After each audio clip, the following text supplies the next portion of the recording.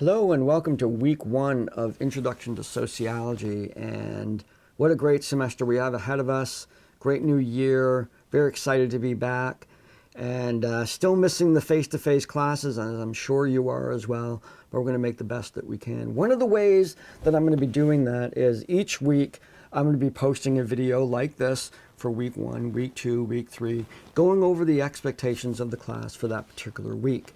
So it's going to be really important for you to come in on a very regular basis, to come into the Brightspace class and check that announcement section, because that's where I'm going to be doing it.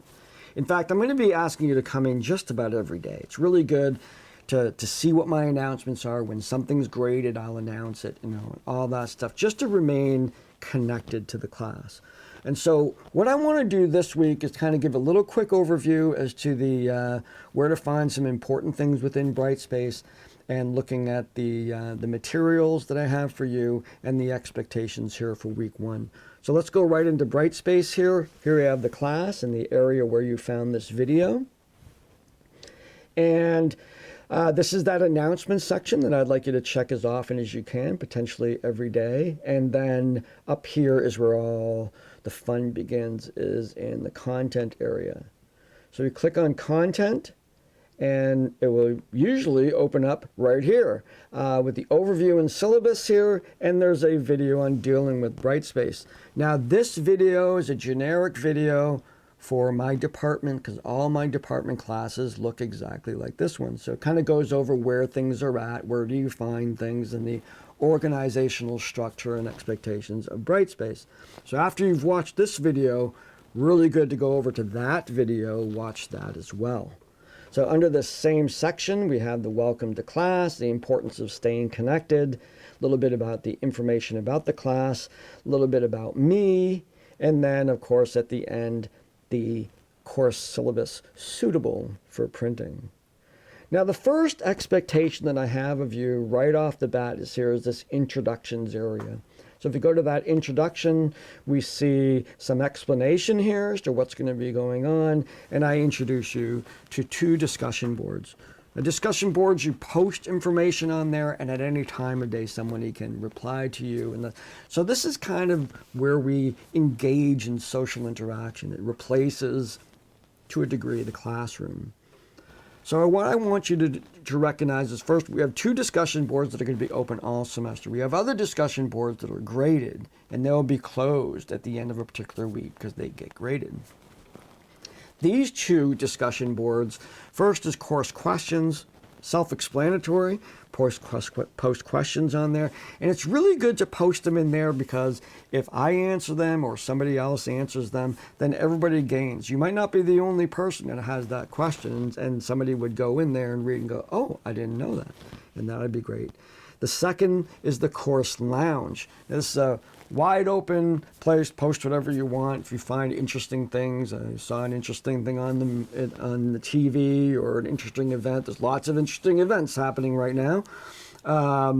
You can post about those and have side conversations on that outside of the content of the class. Now, for week one, I have an expectation that I want you to go in there, I want everybody to go in there and post an introduction of themselves. Free for you to post pictures of yourself, your dog, your garden, your horse, whatever. Let's get to know each other a little bit on a personal level, increase the connection within our class, create a community of learning based on that. In addition, I'm trying something new. At the bottom of this particular page, you'll find what I'm calling the student intake form. Now, what this does is it poses some questions to you to tell me about your strengths, potential barriers that you might experience this semester, and to help you communicate to me how I can best help you be successful in this. This is optional. It probes a little bit. I'm a psychologist. And you do not have to do this.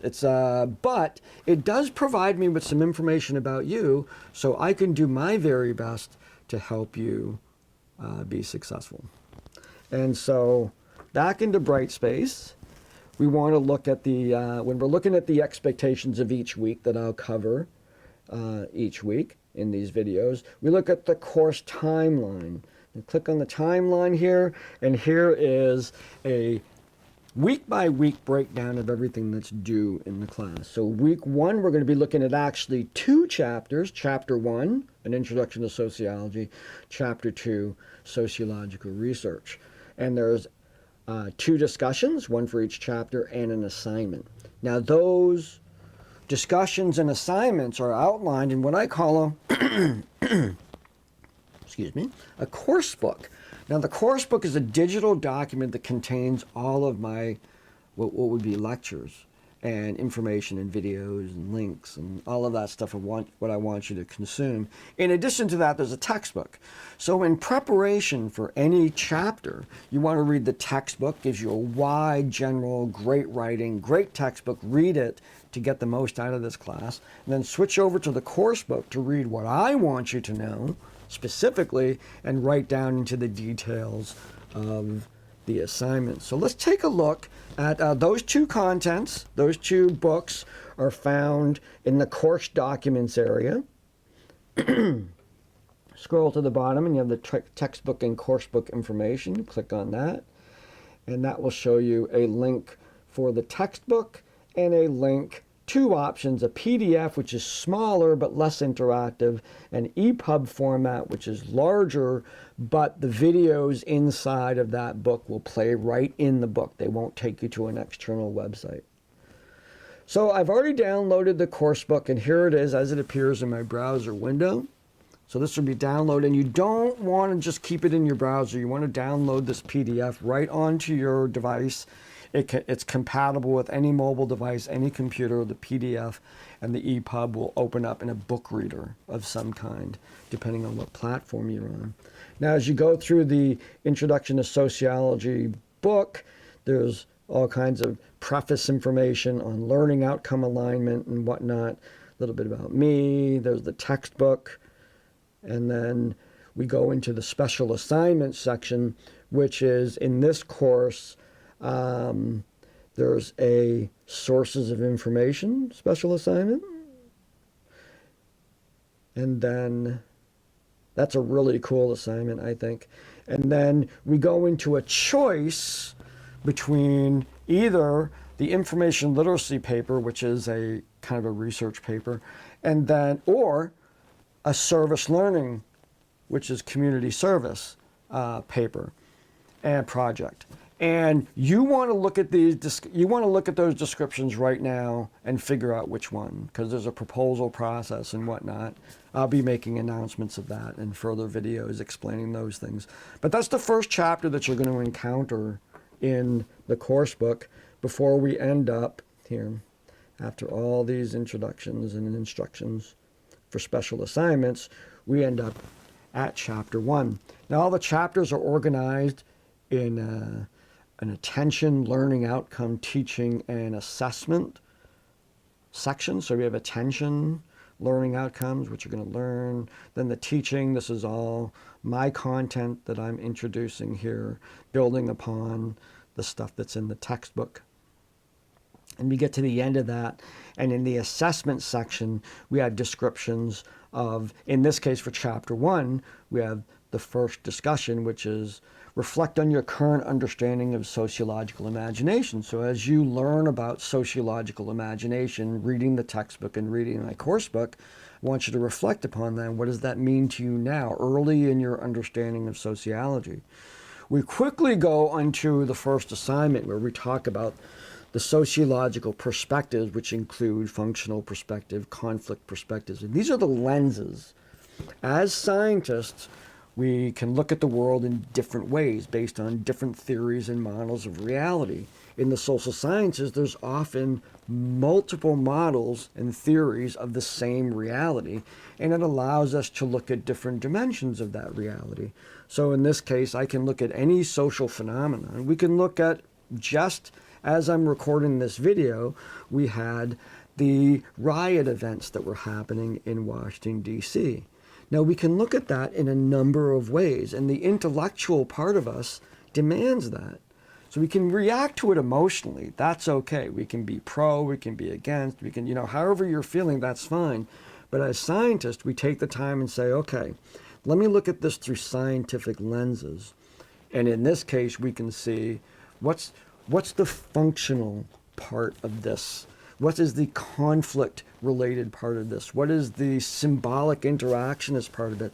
The symbols that were there, the way the web is demonstrating, the Confederate flag being flown inside of the Capitol, and what are these symbols and what those mean to people, what they mean to white people, what they mean to different people of color and stuff like that. By having these tools and perspectives, we're able to step back a little bit from the highly emotional component without losing any of that, but looking at it through science's lens. And it helps us to understand, I think it helps us to understand both sides of the controversy. We may vehemently, and I do, vehemently disagree with that kind of action, but it also reveals important information and problems that have to be addressed. And you can only get those perspectives if you're able to have that ability to do that. And so right off the bat, I'm asking you to do that. Here in chapter 1, I'm asking you to take different perspectives on things and give that a try once you learn about each one of those perspectives. As we move into chapter 2, because that is also part of this week, chapter 2 goes into sociological research, and we get through that material. Almost every social science class has a research methods component here. And we only have a discussion there. And this was actually, in this particular case, in the last semester, I actually had a student who did their information literacy paper on memes. And so I'm asking you about, what do those memes mean? What is the research behind that? What is the truth behind that? Because, research is really seeking truth. And here we have a notion of memes and how they reflect and distort the truth. So you're actually expected to conduct some research on this. That's the point of it being in chapter 2, to go look this up, not look up memes and like, this is what this means, but look up actual academic perspectives on these things, and they exist. I have a student that did a whole paper on them. So in the chapter in the course book kind of goes over how to access our library and whatnot. And so those are the expectations for this week. Get to know Brightspace, get into the introductions, do the student intake form, read chapters 1 and 2, and do those 3 parts, the 2 discussions and the 1 assignment. So it's a hit the ground running, but that's what we do here at KV. So I hope you have a great first week, and I will talk to you again soon.